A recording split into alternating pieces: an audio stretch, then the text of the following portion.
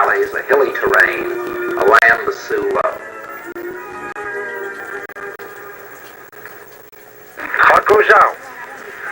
My grandchildren, in the time in which I shall tell, South Dakota was the land of the Sioux. In the Baja Supper, the sacred hill, the Great Spirit dwells, and the holy men of our tribes came to commune with him in their visions. It was in the days of the open prairies, stretching away and away, over hill and valley and plain, with nothing to stop them but the sky. It was a sea of shining green, sailed by drifting cloud shadows. It was the home of the fleet of foot and wing. It was shared by Pte, the bison, and by all the little dwellers of the earth.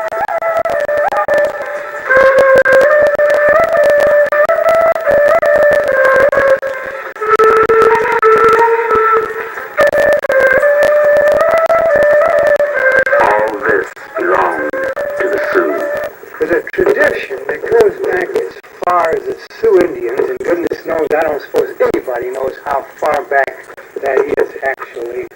Certainly I get the impression that the Sioux are a proud people, a proud nation. Perhaps belong where they've always been in the prairies of the Dakotas. That's their land. And I don't suppose that's a nation of people who look to others for their well-being. They're so independent that that's their problem, and that's the problem they'd rather work out themselves. Isn't that true, Chief Ashley? That's right. In other words, what are they doing today? This is another world, you might say, for the Sioux. Yes, it is. As I referred to earlier, the fact that we were a migratory hunting Mainly hunting to start with. And we migrated with the seasons to find where the berries were, the game, the movement of the buffalo, the deer, and we camped in the wintertime where there would be fuel and all these things. But after the impoundment on reservations, why, they took the game away from us, so then we had to change our way of life. The buffalo, they sort of took the buffalo away. Well, the white man killed all the buffalo. That's what I mean. They did away with it. And they did it for not only for the sport, but just to do away with the animal itself. So we have adjusted to every way of, tried to adjust to the new ways of life as the government would prescribe through the last 134 years. And we have, they try to make farmers out of us. They try to make, if that would go along pretty good, they would discontinue that and then go into another phase of maybe a cattle. Mm-hmm. And that didn't work out, so they would try something else. Now, in the last, since 1952, they thought, well, maybe we've got to relocate these Indians off the reservation, move them to the urban areas. Now, we are to the point where this program is not working out to the best advantage, and so the feeling is that this is our land, this is our home. We have the right to live here and to make the best way of life that we have. Just recently, we've been working with private enterprise, private capital to develop a model reservation. I understand this will be the first in the nation. The purpose is to start with the basic economics on a reservation. The land. Mm-hmm. That's it. That's what we have. And then people, the human resource. And then with the new development of the Pick-Sloan plant, of the development of the Missouri River, we got the Great Lakes of South Dakota. We have the water resource. And we also have the climate. So the idea is to start, and of course private, with a profit concept, you've got to have, when you invest money, you've got to have the return. So the idea is to develop land, put cattle on it. Profitable. That's right. And irrigation. And then industrial development to bring small plants in, no huge plants, but plants that would employ maybe 15 or 20 people. But it would assure us that we've got job opportunities. As I said before, I think earlier this week that we have improved housing. But but we can starve to death in a new house as we can in the old house. And in order to go along with improved housing, we have to have jobs. We have to have a way to sustain ourselves. And what better place can we do it is right there on our own country. Under your land. That's right. Vern Ashley, son of a Sioux chief and now coordinator of Indian affairs for the state of South Dakota, was asked about his nation, the Sioux. Well, the present-day population of the state of South Dakota of Indian people is 45,000. Now, this is an estimate because we have the off-reservation Indian as well. And we have 7 reservations, as you'll see on the map of South Dakota. And starting with the Pine Ridge in the southwest, Rosebud, to the east of the Pine Ridge, the Cheyenne River to the north, the Standing Rock, the Crow Creek, the Lower Brule, I should say, and the Sisseton, Wahpeton Sioux.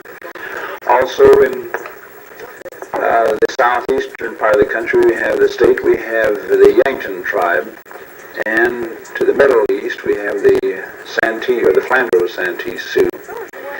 Now we have people, sizable populations living in Rapid City. In fact, we have a real large population in Rapid City. And Winter, Pierre, Yankton, Mobridge, towns such as this off the reservation. The history behind our tribe, of course, is, I always refer to it as one of the, we were treated as a sovereign nation by the United States government. It stems from the fact that the United States government made treaties with the Sioux as far back starting in 1805. This is somewhat different than the Seminole, but we have made treaties, numerous treaties, which were broken by the federal government.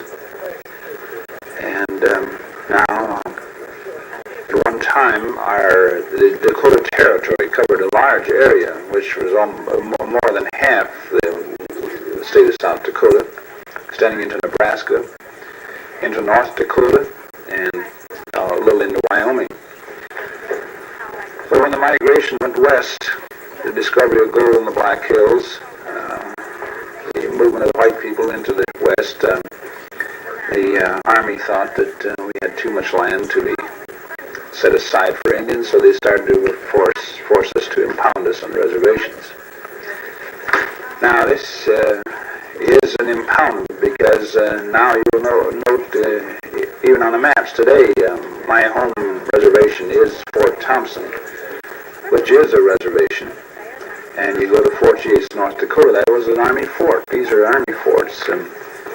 At one time, my people had to have permits to leave the reservation. And it said that, and I'm an Episcopalian, and they say that we have what we call the Indian Convocation, where all the Indian people get together and pray together and worship for several days. It is back in the late century, the first convocation our Indian people went to, I understand they had to have permits to go to a church function. And this, to me, is quite historic. But getting down to the present day, when the reservations were established, they divided the Sioux by force into the different reservations that I've named. And the Oglala, which is on Pine Ridge, where they were trying to force us to live along the Missouri River. But being a migratory hunting tribe, they couldn't see themselves along the river breaks, as they're called. So the Oglalas and the Sichanahu, which is the Rosebud, they wouldn't stay. They moved to the west. And finally, I guess they didn't feel like they should force them anymore, so they let them stay in these reservations. That's where you'll see the Pine Ridge and the Rosebud away from the river. But the other reservations are right along the river. The thing that the Army, the Army's force did not conquer the Sioux, I feel. And I like like to remind you of the fact that the way they conquered us is through religion. The Sioux had one God. They had one way of worship, and their worship with truth and kindness. There was no welfare programs. There were no children in need. There was no illegitimacy. There was no divorce. I briefly refer to these because of the Sioux had one of the most finest cultures that history will record. And when they divided us and moved us to these reservations, the first churches that came into South Dakota was the Catholic, the Episcopal, the Presbyterian, and the Congregation. And they directed these churches to go to one area and then to one to the other. In this way, you'll notice today that the Catholics are stronger in a certain area, the Episcopals are strong in that area, the Presbyterian and the Congregational. What they did was to convert us to the white man's Christianity and divide us so that we criticize each other, because we say the Shinaskas are a little better than the Shinasapa. The Shinasapa is a Catholic, it means the black gown, and the Episcopal is the white gown. And the Kamarjicha, of course, is the Congregation. But even today this goes on, where we are rather critical of ourselves, and this is what the government did, is to divide and conquer. Because I referred, we had one way of worship.